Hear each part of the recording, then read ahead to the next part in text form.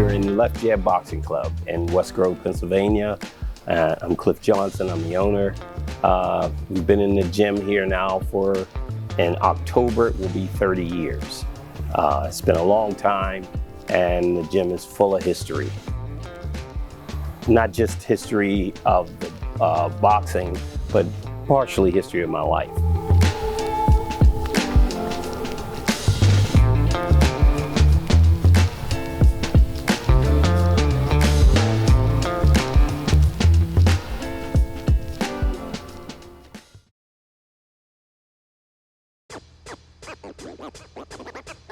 I've done a lot of things in my life. I've never let anything categorize me. I've been a psychiatric social worker. I have a degree in psychology. I was a fighter. I was a champion bodybuilder. And don't laugh because you look at me now. Kids are always shocked to hear part of the reason why they hear opera music and Showtime songs is because I used to perform for the University of Penn Law Opera Company, Light Opera Company. I did that.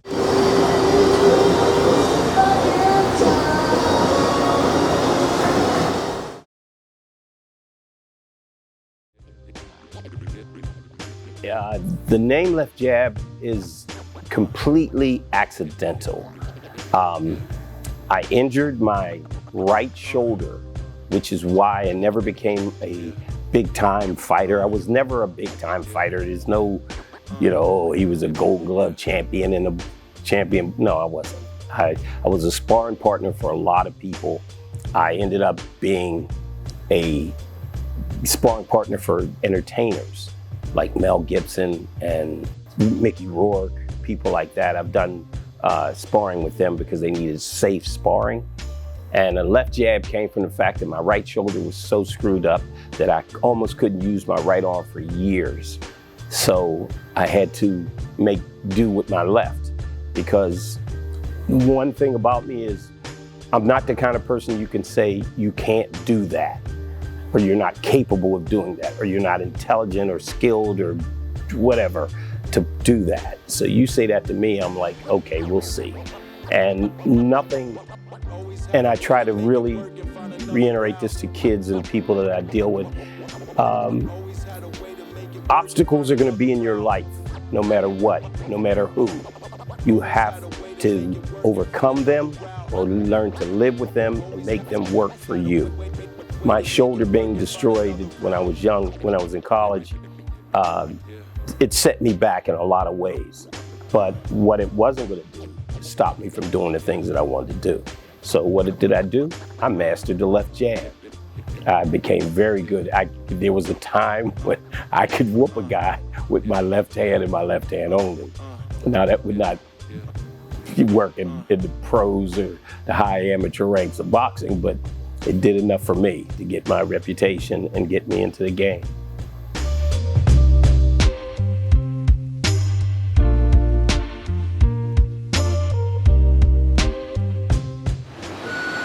Have at it. 1, 2, 3, dead. Keep those, we'll drop those hands. Keep those hands up. Go down, the hands go with them. Yeah, because I couldn't fight. I mean, I wanted to fight, and my shoulder was just too bad. So I had to stop. And I tried to rehab it. I tried to rehab my shoulder, and rehabbing my shoulder got me into bodybuilding. If you notice the pictures up on the wall, I was a bodybuilding champion. I was this kind of a kid. If you notice all the trophies and everything in here, I had to win something for everything I did. I ran cross country in high school. I was horrible. I was the worst cross country runner on the planet. I remember one time I was at the end of the match, or the end of the meet, and the guys were all on the bus and I was still running in. They started making me catch the bus home.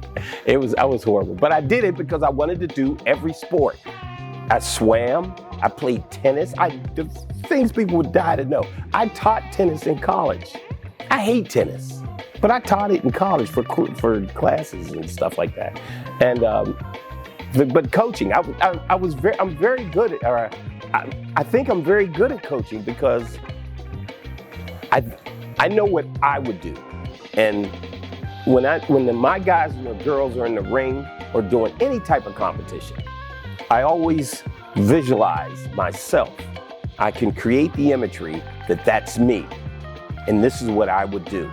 I live vicariously through everything that's been done, everything you're doing, every shot you take, every move you make, I'm living vicariously out there. That's why mine was never about money. I didn't care about my guys turning pro or my girls turning pro. No, I wanted you come to me, you yourself, if you came to me and you said, I want to box and I want to fight in the gloves. That's the only way I would try to come after you for that. I would never try to talk you into, come on, you can fight, you can beat. No, I wouldn't do that. I've never done that. You don't come to me and tell me that's what you want to do, because then the rest of it is you allowing me to teach you what you have to do in order to get to where you want to get to. And if you're willing to put in the time, if you're willing to put in all the work, then there's a strong possibility you're going to get it.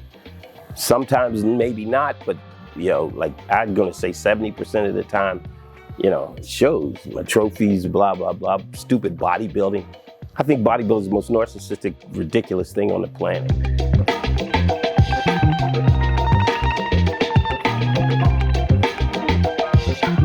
I became a sparring partner for celebrities that you see on the wall. A lot of actors that if you saw the picture, you say, oh shoot, I remember he was in that movie, or he was even in that movie. They were like a lot of B actors and stuff. I got a lot of work with some of them guys. They were great dudes. Mel Gibson was really nice. He was a nice guy. Mickey Rourke was a jerk and a dirty fighter. And you couldn't do much because they were paying you like $150 a pop. So you had to let them kind of heavyweight. Anyway, and then I got work with Sugar Ray Leonard. 20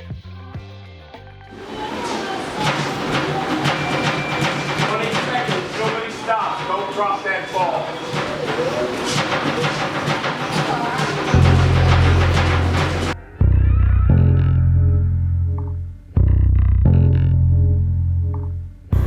What's something that all of your Golden Glove champions have in common? Humility. They were very humble. I had Lauren. Lauren was an ice skater. Kazi, he's an actor. He was in Equalizer. He was in John Wick. He was in Turn. He was in a lot of movies. He's a lightweight movie star, but he came to me and just humbled himself and allowed me to teach him. Lauren was in ice skating. She came to me. You come to me and you tell me.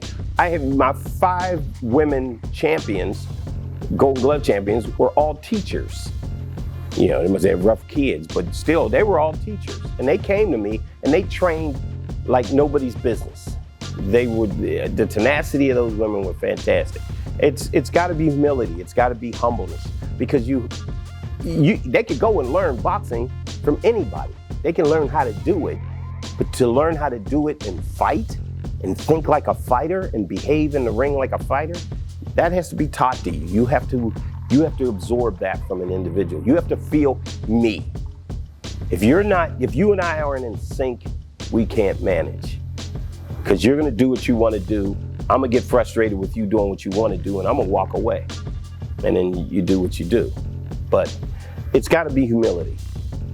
They all had that.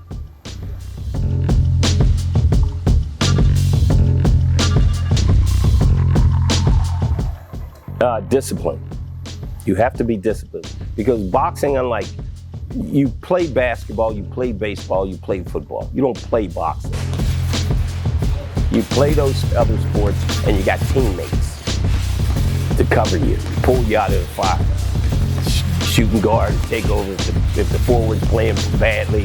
Hockey, you got center and the goalie, and everybody else can help pull up if you're having a bad game. Baseball, everybody, you got somebody to back you up. Who backs you up in boxing? When we get in the corner and you're getting ready to go for your fight, I say go get him. And I stepped out and move the hell out the way, and it's standing up near you with some guy that's looking across from you like he wants to kill you. And you have to be in the mindset and the body to deal with that.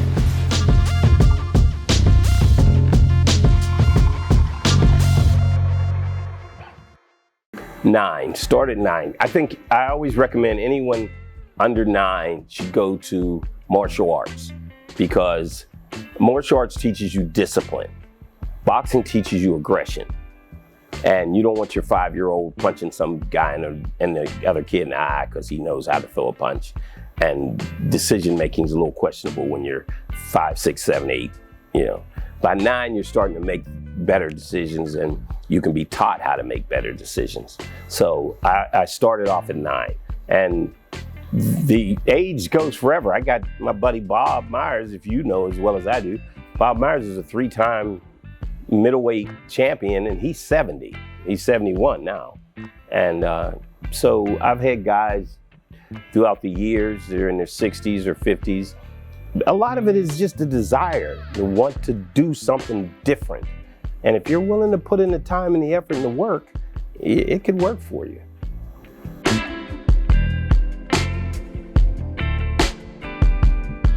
Conditioning, it gets you, and it's probably one of the best exercises, best overall exercises you can do. Like a lot of the kids these days don't fight. They just come to the gym to work out. And they go to other sports and they're like in tip-top shape. My oldest son went to the Marines, and he put the Marine test to shame because he was in such great shape. The conditioning part of it is phenomenal. It makes you, because I get you way past your pain threshold. My whole theory is this. I'll have the girls come in or guys come in. I can only do 5 push-ups, or I can only do a couple chin-ups. No, you're telling yourself you can only do that. But you could tell yourself, I can do it, and I will do it, and you will do it, and you do it. You come in here, and 2 weeks later, I guarantee you almost die that first week. I tell people that all the time. You're probably gonna die the first week, and if you don't die, you're lucky you. But if you manage to make it through that, that's you overcoming you. Stop allowing your body to tell your mind, or your mind telling your body what to do. Your mind says, oh, no, dude, we ain't doing all them sit-ups, fuck him. You know, no. You say, no, we are doing all these sit-ups, and you're gonna work with me. And then you get yourself in the sync, and that's how you change. And that's why you get so much out of when you come. If you speak to, and this is not just me saying this, you speak to anybody in the 29 years I've been in this place, anybody who's coming here, they will tell you my workouts have helped them in whatever else they want to do. Because you take that same mentality into everything that you do. You know, your life. It's like you get beat up, you get knocked down. It doesn't matter, it's not over. Just means you slowed down. Maybe you couldn't get past that one. Maybe you need to go a different direction. Maybe you need to put a little more effort into it. Maybe you need to stop whining. Maybe whatever. You need to figure out what it is. But there's something that should help you persevere through the next phase of your life. And boxing teaches you that. And in here, I overemphasize that by a lot of redundancy, but I do it in a shock way, as you well know. Like you'll come in one day and you'll say, oh, you want me to grab my rope? Nope. You're going to the floor. Nope, you're running up the block. But you will grab your rope and you will do the floor, but you're not gonna do it that way, because what you're doing to your body is your body saying, oh, dude, I thought we had this thing down. And now you're gonna change up on me and make me do it a different way? That's why I hate you, you know? So, yeah, that's what I do.